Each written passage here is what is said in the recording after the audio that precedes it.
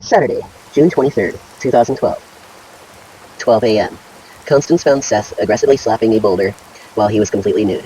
He was hunched over, and every so often between the slaps he threw, he put his hands to his mouth and tensed his arms forward, his forearms getting further away each time.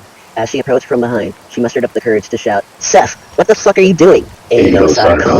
Seth croaked in a double-toned voice as he turned around to reveal elongated fingers, and his skin was turning gray. His body was mutating, his eyes turning black all the way, and widening like giant rodents' eyes. His upper skull was going oblong like an egg, and about 90% of his blue mohawk was falling out. His nose flattened, and his upper jaw came out forward a bit, like a monkey or a weird dog snout.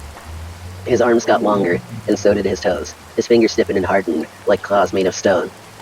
The teeth in his mouth sharpened, and with no blood or gore or sign of rot, his penis and testicles fell onto the ground. Constance swore under her breath, turned heel and ran. Fuck this shit. Not long after running away from the long-clawed demon, she saw a large mischief of rats, hundreds of them, with the blackest fur and skin. They were running towards something. Constance followed, running, sprinting, until she knocked into somebody. Both of them screamed, and who she bumped into turned to face her. "Oh, thank God it's you. You are still you, right?" Honey asked, her shirt missing, and a splatter of blood on her face. "As far as I know, I'm still me. Seth isn't Seth anymore, just like Oscar isn't herself," Constance said, breathing heavily. "Well, Drake is just bones now. Possessed as hell. Still bones," Honey said, way more casually than she should have. "Damn. Well, this herd of rats looks like they're going after something," Constance replied to the unfortunate news. "Mischief of rats," Honey corrected as she looked at the rats. "What?" Constance asked, confused.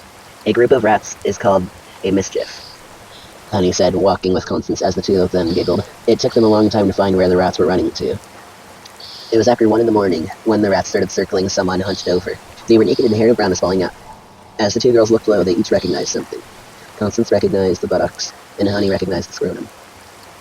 They heard the sound of meat sawing. The arm swung out and tossed what appeared to be a bloody pair of severed ears. "Francis?" Honey called out, maintaining her distance as best she could. As the thing stood up, its arms and legs elongated. The hair all fell out. The torso elongated next. Everything narrowed. Something bubbled and moved under the skin of the back. The spindly thing turned around as hundreds more rats showed up in the massive mischief. The circling rows growing in height because they were starting to run on top of each other. Suddenly, the skin bursted where it bulged, and out flew blood and horrific cable-thin limbs resembling tentacles, but longer and skinnier. The rats started climbing up the literally rail-thin legs, and torso thin as a phone book. When the rats finished climbing up the thing, it turned around as they fused together by tails and legs. It was pale as printer paper, and so were the bulbs in its eye sockets. The creature looked like Francis, but horrifically and viciously disfigured. There was a sewing kit at its blackened feet, and a pool of blood.